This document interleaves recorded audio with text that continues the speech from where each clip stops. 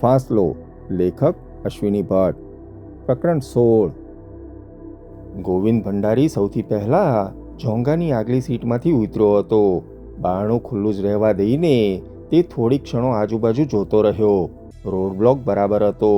રસ્તા પરના કામ ચાલુ છેના પાટિયા બરાબર હતા. માથે આવી ગયેલા સૂરજના કિરણોનો તાપ પણ ધાર્યા મુજબ અસહ્ય હતો. આદત મુજબ ગોવિંદે ગજવામાંથી રૂમાલ કાઢીને પોતાના ગોગલ્સ લૂછ્યા. ગોવિંદના ગોગલ્સ ખાસ તૈયાર કરાવવા પડ્યા હતા, કારણ તેની આંખોમાં દૂરદ્રષ્ટિની ખામી હતી. બરાબર તે જ વખતે મિસિસ સ્વરૂપ બેંકમાં દાખલ થઈ રહી હતી. તે સગર્ભા હતી. તેને છેલ્લા દિવસો જતા હતા. તે બેંકના કાચના બારણાને ધક્કો મારીને અંદર દાખલ થઈ ત્યાં સુધી ગોવિંદ ઝોંગાના બારણા પાસે ઊભો રહ્યો. તેણે સીટ પરથી પિસ્તોલ ઉઠાવી.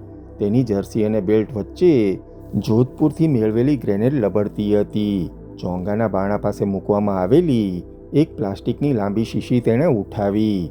ઝોંગા તરફ જોયું. હરીશે તેની સામે જોઈને આંખ મારી. અંદર બેઠેલા તેના મિત્રોને તે જોઈ શકતો ન હતો, કારણ ઝોંગાના ગ્લાસ સ્મોક ગ્લાસ હતા. પણ તેને ખાતરી હતી કે તેના મિત્રો તેને જોતા હતા. તેણે પિસ્તોલને ઘડીકવાર ડાબા હાથમાં લીધી અને જમણા હાથની આંગળીઓથી વી ફોર વિક્ટરીની સંજ્ઞા કરી. વિમાનમાંથી કૂદવાનો હુકમ મળે તેની રાહ જોતા છત્રીદળના સૈનિકોની જેમ વજનદાર હૈયે બેઠેલા ચંદન, જીગર અને અશોક શેખાવતીએ સંજ્ઞા જોઈ. તેમણે સૌએ પોતપોતાની ચીજો સંભાળી. ઝોંગાનો પાછલો દરવાજો ખુલ્યો અને બહાર કૂદ્યા. કમોન શેક્સપિયર, અશોકે બૂમ પાડી. ચંદન અને જીગર પાસે પિસ્તોલો હતી અને પેરેશૂટ પોક્સ હતા. બંનેની પીઠ પર નાનકડા પ્લાસ્ટિક હોલ્ડર લટકતા હતા. અશોક શેખાવતના એક હાથમાં પ્લાસ્ટિકની વણેલી પાતળી દોરીઓના વીંટા હતા. ખૂબ જ ખૂબીપૂર્વક એ દોરીઓમાં સળંગ સેડકા ગાંઠો વાળીને ગાળિયા રચવામાં આવ્યા હતા. એ દોરીઓનું ગૂંચળું અને બીજા હાથમાં પોતાની ટૂલ બેગ લઈને ઉતરેલો શેખાવત ખરેખર કોઈ મજેના સેલ્સમેન જેવો લાગતો હતો. તે જાતે રાજપૂત હતો, પણ લોકો તેને પારસી સમજવાની ભૂલ કરતા. ઓલિવ ગ્રીન મિલિટરી શોર્ટ્સ અને જર્સીમાં તે રમૂજી લાગતો હતો. તેનું પાટલુન તેના સ્થૂળ સાથળોને કારણે ઇન્સેન્ટની સિલાઈ આગળથી ઊંચું થઈ ગયું. ગોગલ્સ હેઠળ તેના ગોળ ગાલ તપીને લાલ થઈ ગયેલા હતા. સમય 12:02. ડ્રાઈવરની સીટની બાજુમાંથી અશોકે બનાવેલી મશીનગન હાથમાં લઈને હરીશ જૈન ઉતર્યો. મોટરનું બારણું ખુલ્લું જ રહેવા દઈને તે મોટરના બેનેટ આગળ થઈને ફૂટપાથ પર આવ્યો ત્યારે બેંકનું કાચનું પ્રવેશદ્વાર હડસેલીને તેના મિત્રો બેંકમાં ઘૂસ્યા હતા. સમય 12:03. સેવિંગ્સના કાઉન્ટર પાસે મિસિસ સ્વરૂપ કાઉન્ટરની અંદરના ભાગમાં બેઠેલી બેંકની સ્ત્રી કર્મચારી સાથે વાત કરતી ઊભી હતી. કેશ કાઉન્ટર પાસે 2 આદમીઓ ઊભા હતા. બેંકના મેનેજરની કેબિનના કાળા ચકચકિત પોલિશ કરેલા દરવાજા પાસે પટાવાળો અને બીજો કોઈ આદમી ઊભા રહીને વાત કરતા હતા. પહેરાવાળો તેની બંદૂક પર કોણી ટેકવીને સેલર વોલ્ટમાં જવાના દાદર આગળ બેંકના કોઈ કર્મચારી સાથે વાત કરતો હતો. કાઉન્ટરની અંદરના ભાગમાં જુદા જુદા વિભાગના કર્મચારીઓ પોતપોતાના ટેબલ પાસે બેઠા હતા. કેશિયરની કેબિનમાં 2 જણ હતા અને કેબિનની બહાર પાર્ટીશન પર હાથ મૂકીને એક પટાવાળો ઊભો હતો. ઉદયપુર કોન્ટેનમેન્ટમાંથી ઘણા સૈનિકોના ખાતા બેંકમાં હતા. અલબત્ત રાજસ્થાન BSF અને રાજપૂતાના બટાલિયન વગેરેને સમાવતા કોન્ટેનમેન્ટમાં જ બેંક ઓફ મેવાડની એક બ્રાન્ચ હતી. એટલે લશ્કરી સૈનિકો આ બેંકમાં આવે તેવું ખાસ બનતું નહીં. છતાં એ તદ્દન અજુગતી ઘટના ન હતી. ગોવિંદ ભંડારી અને તેના કમાન્ડોઝ બેંકમાં ઘૂસ્યા ત્યારે એકાએક કોઈ પ્રતિક્રિયા થઈ નહીં. એ પ્રતિક્રિયા થાય તે પહેલાં ગોવિંદ VS ઉપાધ્યાયની તકતીવાળી મેનેજરની ઓફિસમાં ધસી ગયો હતો. બેંકનું ડિસ્પેચ સેક્શન અને FD વિભાગ લંબચોરસ હોલની મધ્યમાં હતા. તેની વચ્ચે પાર્ટીશન હતું અને બારણું હતું. ત્યાંથી આગળ જાઓ અને એ પાર્ટીશનથી નોખો પડેલો કમરો વટાવો એટલે એક નાનકડી પેન્ટ્રી આવતી અને ત્યાંથી આગળ ટોયલેટ બ્લોક્સ. ભંડારી જેવો મેનેજરની કેબિન પાસે ધસી ગયો કે તરત જીગર કાઉન્ટર પાસે ધસી ગયો. શેખાવત પાર્ટીશન વોલના બારણા પાસે પહોંચ્યો અને ચંદર પેલા ચોકીદારની પાસે ઊભો રહ્યો. બરાબર તે જ વખતે હાથમાં મશીનગન પકડીને હરીશ જૈન કાચના બારણામાંથી દાખલ થયો. સમય લગભગ 12:05. રોજબરોજના વ્યવહારમાં ક્યારેય કશું પણ ક્યાંથી હોય એવું જે બેંકમાં થયું હતું. અશોક શેખાવત જાણે બેંકનો જ કોઈ કર્મચારી હોય તેમ પાર્ટીશન વોલના બારણાને ધકેલીને પેન્ટ્રી સુધી ઘૂસી ગયો હતો. ટોયલેટ બ્લોકની સામેના ભાગમાં બેંકનું ઇલેક્ટ્રિક બોર્ડ હતું. જાણે રોજ જ ત્યાં આવતો જતો હોય તેમ તેણે 2 સ્વિચ પાડી નાખી અને 10 સેકન્ડમાં તેનું કવર ખોલીને તેણે એક એક ફ્યુઝ ખેંચી લીધો અને હાથમાં તમંચો લઈને પાછો બારણા પાસે ધસી આવ્યો. શું બન્યું તે સમજાય તે પહેલાં તો તે પાર્ટીશન વોલના બારણા પાસે આવી ગયો હતો. શેખાવત પાર્ટીશન ડોરમાંથી અંદર ગયો ત્યારે એકી સાથે 3 પેંતરા પૂરા થયા હતા. બરાબર તે જ વખતે કાઉન્ટરની સામે જીગર આવીને પિસ્તોલ તાકીને ઊભો રહ્યો હતો. તેની બીજી જ સેકન્ડે ચંદન નામેચા પહેરાવાળા સામે પિસ્તોલ તાકીને ખડો થઈ ગયો હતો. અલબત્ત ચંદનનો પિસ્તોલવાળો હાથ ધ્રુજવા માંડ્યો હતો અને તેના શરીરમાંથી બેહદ ઝડપે પરસેવો છૂટતો હતો. બરાબર તે જ વખતે ગોવિંદ મેનેજર VS ઉપાધ્યાયની કેબિનમાં ધસી ગયો હતો અને બરાબર તેની ચોથી સેકન્ડે હરીશ જૈન હાથમાં ભયાનક દેખાવની મશીનગન સાથે બેંકના પ્રવેશદ્વાર પાસે આવીને બરાડી ઉઠ્યો હતો. Hands up everybody, hands up, this is a bloody hold up. એ જ વખતે જીગર બરાડી ઉઠ્યો હતો. Don't move or I will shoot. પાર્ટીશનના વોલના બારણામાં ઊભા રહીને શેખાવતે બૂમ પાડી હતી. Keep quiet or I will shoot. આખી સિચ્યુએશન એકાએક તંગ થઈ ગઈ હતી. 4 જ જણાએ આખી બેંક કવર કરી હતી. અનેક વખતના રિયાઝનું અને પાકી માહિતીનું આ પરિણામ હતું. બેંક ઓફ મેવાડનું મકાન એક લાંબી લંબચોરસ દુકાન અથવા તો હોલ જેવું હતું. તેનું પ્રવેશદ્વાર મકાનની જમણી તરફ પડતું. તે પછી સળંગ હોલ. ડાબી તરફ ભોંયરામાં સેફ ડિપોઝિટ વોલ્ટનો દાદર હતો. તે જ બાજુએ દાદરાના ખુલ્લા કઠેડાને અડીને મેનેજરની કેબિન હતી. કેબિનની દિવાલની સાથોસાથ કાઉન્ટરો શરૂ થતા હતા. કાઉન્ટરોની સામે અને પ્રવેશદ્વારની અંદરના ભાગમાં ગ્રાહકો માટે બેસવાના 4 લાંબા સોફા અને 2-4 ખુરશીઓ હતી. કાઉન્ટર પાર્ટીશન વોલ આગળ પૂરું થતું અને એ દિવાલમાં મૂકેલા બારણાની ભીતરમાં બીજો રૂમ હતો જેમાં FD અને ડિસ્પેચ ખાતાના માણસો બેસતા. ત્યાંથી આગળ પેન્ટ્રીમાં અને ટોયલેટમાં જવાનો રસ્તો હતો. બરાબર 1.5-2 મિનિટમાં જ આ ગેંગ ધસી આવી હતી. અશોકે એલાર્મ સ્વિચનો ફ્યુઝ ખેંચી લીધો હતો. બેંકના બાકીના ઇલેક્ટ્રિક કનેક્શનો મોજૂદ રહ્યા હતા. આખી બેંક એકાએક ઊંઘમાંથી ઝબકીને જાગી ઉઠી હોય તેવો સન્નાટો થયો અને એકાએક મેનેજરની કેબિનમાં ધડાકો થયો હતો. જીગરનું હૃદય ઘડીભર થંભી ગયું હશે. ગોવિંદે હથિયારનો ઉપયોગ કરવાની લગભગ મનાઈ ફરમાવી હતી, છતાં તેણે જ પહેલો ધડાકો કેમ કર્યો હશે તે વિચારે તે પહેલાં મેનેજરની કેબિનમાંથી મેનેજરને ધકેલીને ગોવિંદ બહાર આવ્યો હતો. સમય લગભગ 12:07. પહેલો પહેરાવાળો કોઈની સાથે વાત કરતો ઊભો હતો. તેને એક લાંબી ક્ષણ પછી ખ્યાલ આવ્યો હતો કે કોઈ તેની સામે સાચે સાચ પિસ્તોલ ઉગામી રહ્યું છે. ખ્યાલ આવતા જ તેણે બંદૂક ઊંચી કરી. તે સાથે જ ચંદને ફાયર કર્યો. ચંદન એકાએક નર્વસ થઈ ગયો હતો. તેની સાથે જ પહેરાવાળાની ભયાનક ચીસ સંભળાઈ. તેની બંદૂક ઉછળી. તેની 4 આંગળીઓ ઉડી અને મેનેજરની કેબિનની બહારના કેશ કાઉન્ટરની દિવાલમાં જડેલી AC મશીનની ગ્રીલ પર ચોંટી ગઈ. તે સાથે જ કેશ કાઉન્ટરના પટ્ટાવાળાએ એકાએક હાથમાં આવી ગયેલું પેપરવેટ ઉછાળ્યું અને તે ચંદન તરફ ફેંકાય તે પહેલાં જ ચંદને ગોળી છોડી અને પટ્ટાવાળાના કપાળની સહેજ ઉપરના ભાગમાં વાગી. શન્ટિંગ કરતા કોઈ એન્જિનનો ધક્કો વાગ્યો હોય તેમ તે જમીનથી ઊંચકાઈને પડ્યો. તેની ખોપરી ફાટી ગઈ હતી. તે ટેબલ સાથે અથડાયો અને તેના પર ગોઠવેલા ચોપડા પડ્યા. તે સાથે જ બેંકની બધી સ્ત્રી કર્મચારીઓ ચીસ પાડી ઉઠી હતી. મિસિસ સ્વરૂપ ચીસ પાડે તે પહેલાં પાર્ટીશનના બારણા પાસેથી શેખાવતે તેના હાથમાં પકડેલા દેશી તમંચામાંથી ફાયર કર્યો હતો.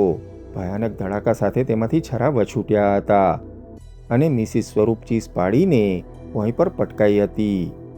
Don't shoot, don't shoot. Upadhyay સાહેબના ગળા પર પિસ્તોલ તાકીને ગોવિંદ તેમને બહાર લઈ આવ્યો હતો. ગોવિંદની સ્ટ્રેટેજી પ્રમાણે જીગરે કેશ કાઉન્ટર પાછળના માણસોનો કબજો સંભાળવાનો હતો અને ગોવિંદે મેનેજરને પકડી બહાર લાવવાનો હતો, જ્યારે ચંદને કેવળ બંદૂકધારી પહેરાવાળાને ઝબ્બે કરવાનો હતો. હરીશે ફ્રન્ટ ડોર પર નજર રાખીને સ્ટાફને ભયભીત કરવાના હતા.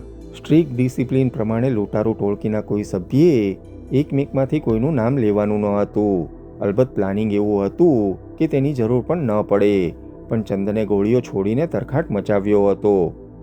Hands up everybody. જીગર કૂદીને કાઉન્ટર પર ઊભો થઈ ગયો હતો. ચીઝ પાડતી બંને છોકરીઓ નીચે ફસડાઈ પડી હતી. કેશિયરની કેબિન પાસેના સ્ટેન્ડ ફેનના પાંખિયા લોહી ભીના થઈ ગયા હતા અને તેના ફોરા ચારે તરફ ઉડતા હતા. સમય 12:08. એકાએક સન્નાટો છવાયો. શેખાવત ડગાઈને ઊભો રહી ગયો હતો. તેને હવે શું કરવું તેની સમજ પડતી ન હતી. કોણ જાણે કેમ જીગરના હૃદયમાં તદ્દન સ્થિરતા આવી ગઈ હતી. પથ્થરની માફક તે કાઉન્ટર પર ઊભો થઈ ગયો હતો. લિસન ટુ મી, તેણે બૂમ પાડી. કોઈ પણ માણસ સહેજ પણ હાલશે તો વિંધાઈ જશે. Stand steel. હવે બધા સમજ્યા હતા કે શું થઈ રહ્યું છે. એક પછી એક બધા સ્થિર થઈ ઊભા રહી ગયા હતા. કોઈ ફિલ્મના, હોરર ફિલ્મના ભયાનક દ્રશ્યને તંગ થઈને નિહાળતા પ્રેક્ષકોની જેમ તેમની આંખો અને મોં ફાટી ગયા હતા. ટાઈ ધેમ અપ લિયો, આખરે જીગરે બૂમ પાડી અને શેખાવત એકાએક હોશમાં આવ્યો. દોરડામાં ઝૂલતા ગાળિયા સાથે તે આગળ આવ્યો. ગોવિંદે ઝડપેલા મેનેજરના હાથ અને પગમાં ગાળિયા ભરાવીને દોરીઓ ખેંચવામાં આવી. ગોવિંદ તરત જ કેશિયરની કેબિન પાસે ગયો. આંખના પલકારામાં કેશ કેબિનમાંથી 2 જણને બહાર કાઢવામાં આવ્યા. બંનેને એ જ દોરીમાં લબડતા 2 ગાળીએ બાંધવામાં આવ્યા. જીગરે એક પછી એક માણસોને શેખાવત જે પાર્ટીશન વોલના બારણે ઊભો હતો તેમાંથી અંદર લઈ જવાનું કહ્યું. બધાને એક જ કમરામાં ઘુસાડવામાં આવ્યા. પેલી સ્ત્રી કારકુનો તો લગભગ બેભાન હતી. તેમને ત્યાં જ રહેવા દેવામાં આવી. પાર્ટીશનના બારણા પાસે જીગર ઊભો રહ્યો ત્યાં સુધીમાં અશોક અને ગોવિંદે બેંકના અગત્યના 4 જણને બાંધ્યા હતા. સમય 12:10. સ્પીડ અપ, જીગર બરાડી ઉઠ્યો. પાર્ટીશનના બારણાની પેલી બાજુ ડિસ્પેચ અને એફડી વિભાગમાં ઘેટાઓના ટોળાની માફક કર્મચારીઓ ઊભા રહી ગયા હતા. તેમને સમજાતું ન હતું કે શું કરવું જોઈએ. ચંદને પહેરાવાળાની બંદૂક ઉઠાવી લીધી હતી અને સોફાની નીચે નાખી દીધી હતી. પહેરાવાળો દાદરમાં બેહોશ થઈને પડ્યો હતો એટલે ચંદનને ત્યાં કશું કરવાનું રહ્યું ન હતું. તેની સાથે જે માણસ વાત કરતો હતો તે માથું 2 કોણી વચ્ચે રાખીને નીચે બેસી ગયો હતો. એને હટાવ ત્યાંથી, ટેક હિમ ઇન, ગોવિંદે હુકમ કર્યો. ચંદને પેલાને લાત મારીને ઊભો કર્યો અને તેને પણ સામેના કમરામાં ધકેલવામાં આવ્યો. તું ત્યાં જા, ગોવિંદે ફરીથી હુકમ કર્યો, પણ ચંદન ઘડીભર સમજ્યો નહીં. You take up from Shakespeare, Govind ભરાડ્યો. ચંદન દોડીને જીગર પાસે ગયો. જીગરની જગ્યાએ તે ઊભો રહ્યો અને જીગર દોડીને કાઉન્ટર ફરીને કેશ કેબિન પાસે ગયો. કેશ કેબિનમાં જેટલા રૂપિયા હતા તેટલા તેણે થેલામાં નાખ્યા. સમય લગભગ 12:11. મે ગો ડાઉન, ગોવિંદે શેખાવતને કહ્યું અને શેખાવત પોતાની ટૂલ બેગ લઈને દાદર ઉતરીને નીચે વોલ્ટમાં ચાલ્યો ગયો. ચાવી ક્યાં છે? ગોવિંદે ઉપાધ્યાયના પેટમાં લાત મારીને પૂછ્યું. I want. Don't be stupid, they will kill you, cashier બરાડી ઉઠ્યો. એમના ટેબલ પર છે. મારી ચાવી મારા ટેબલના ખાનામાં છે. જીગરે આ સાંભળ્યું હતું. તે દોડતો મેનેજરની કેબિનમાં પહોંચ્યો. ચાવીઓ ટેબલ પર જ પડી હતી. જીગરે ચાવીઓ ઉઠાવી. કેશિયરના ખાનામાંથી બીજી ચાવીઓ લીધી અને આંખના પલકારામાં તેણે મેનેજરની કેબિનની બાજુમાં આવેલી નાનકડી બાથરૂમ જેવી તિજોરીનું બારણું પહેલાં કેશિયરની અને પછી મેનેજરની ચાવીઓ લગાડીને ખોલ્યું. રૂપિયાની સીલબંધ થપ્પીઓ ત્યાં ગોઠવાયેલી હતી. પારાવાર ઝડપથી જીગરે નોટો પોતાની પાસેના થેલામાં નાખવા માંડી. થેલો ભરાઈ ગયો. થેલો, ગીવ મી ધ બેગ, તેણે બૂમ પાડી. ગોવિંદે ચંદનનો થેલો તેના તરફ નાખ્યો. બરાબર તે જ વખતે અશોક શેખાવતની ટ્રીલનો અવાજ ભોંયરામાંથી આવ્યો. સેફ ડિપોઝિટ વોલ્ટમાં કોઈ હતું નહીં. એ કેવળ અકસ્માત હતો.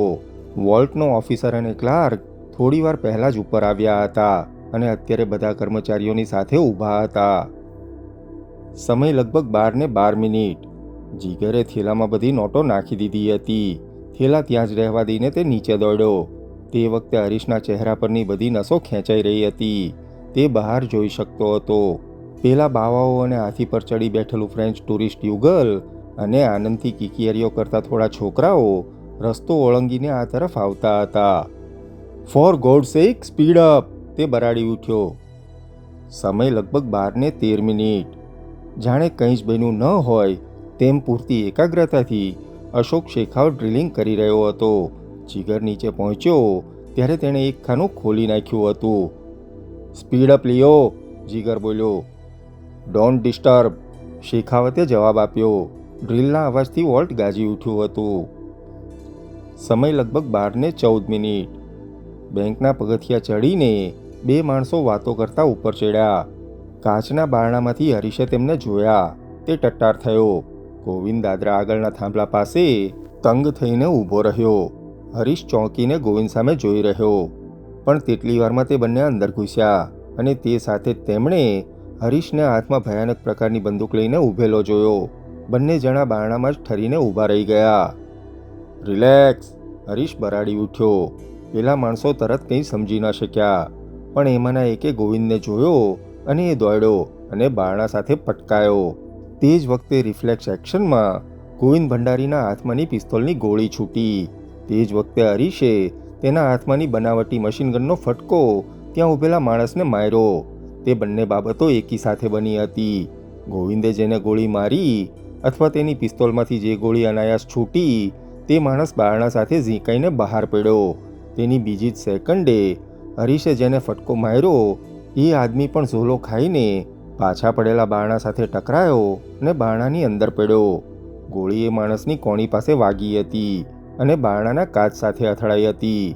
બેંકના બારણાની કરચો થઈ હતી. ડ્રેગ હિમ ઇન, ગોવિંદે બૂમ પાડી. ધડાકાનો અવાજ સાંભળીને જીગર બબ્બે પગથિયા ચડીને ઉપર આવ્યો. શું થયું? તેણે અંગ્રેજીમાં પૂછ્યું. નેવર માઇન્ડ, તમારું કામ પતાવો, ગોવિંદે કહ્યું. જીગર કશું પૂછ્યા વગર પાછો ઉતરી ગયો હતો. હરીશે પહેલાં બારણાની અંદરની બાજુએ પડેલા માણસને પાછો ખેંચ્યો હતો, પણ બહાર 2-4 જણ ધસી આવ્યા હતા. હરીશે મશીનગન ઉઠાવી. લીવ ઇટ, ગોવિંદ બોલે તે પહેલાં હરીશ બહાર નીકળ્યો. લીવ હિમ,